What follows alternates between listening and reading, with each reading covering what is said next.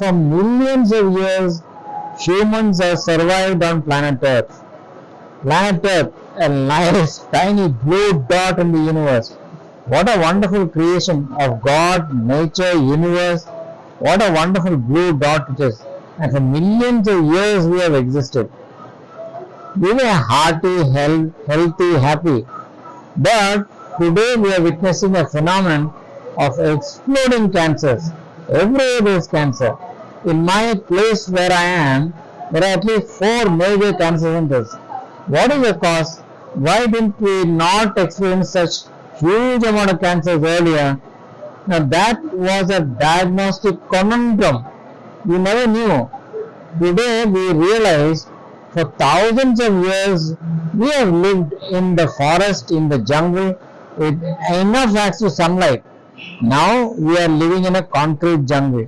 What is our exposure to sunlight? Barely 5 or 10 minutes.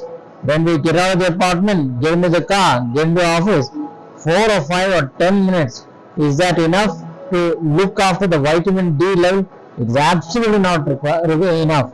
Vitamin D at the molecular level prevents cancers.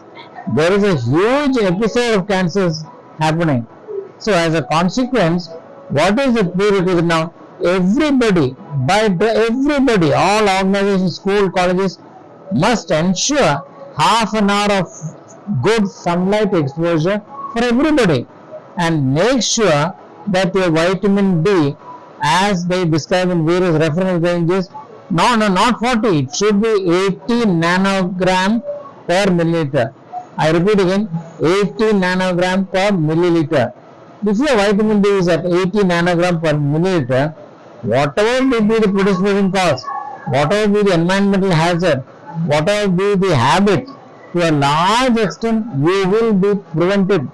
You will have the divine heaven's protection. Don't animals use that? Look at animals.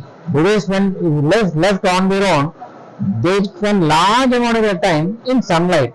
They bask. Do they do a lot of exercise and diet? No. The large part they spend in sunlight. How often do you come across cancers in animals? You hardly come across. Whereas in humans, it is exploding. Imagine the fate of a family if the breadwinner of the house, the father has a cancer, and that is the end of it. If the mother, it's so sad when the mother is the pillar of the household, when she develops a cancer, that is the end of it.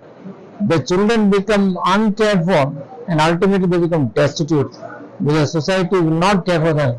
The mother is the central pillar of the house, and it is to her that the children turn to. It is the mother's duty to bring up healthy, good children of character. And when she is bedridden, what is the fate and tragedy and disaster that's waiting to happen? So, I implore all of you, once a year, check your blood vitamin D. Make sure that it is at, not what the books say, make sure it is at 80 nanogram per milliliter. If it is not, you can't take it every day. You have to take one vitamin D tablet of 60,000 units at the rate of 1 tablet a week. At 20 tablets a year, you are largely safe. Although there are a lot of hazards contributing to cancers, if you take this and if you maintain it 80 nanogram per deciliter, you can't exceed the dose, because beyond that, vitamin D is fat soluble, ADEK, fat soluble. It will accumulate in the fat of your body and will have toxicity. So make sure it is at 80 nanogram per deciliter, and if you maintain that to a large extent, you will be safe. Either take that, or it's not easy to have vitamin D rich foods, and no. Or make sure you spend half an hour. Even if that is adequate, we don't know really, because but if you do that, make sure your vitamin D of your blood is 80 nanogram per milliliter. To a large extent, you are protected. What is the greatest wealth you can have? It is health. If you are healthy, you may not have fancy palaces, fancy car, fancy big bank, but the greatest thing, if you have a small house and if you are healthy, that is the greatest wealth you can have. So this is a gateway to future and health. Protect yourself, make sure you are healthy, live a long, happy, enriched life. Protect yourself with vitamin D. Thank you. God bless.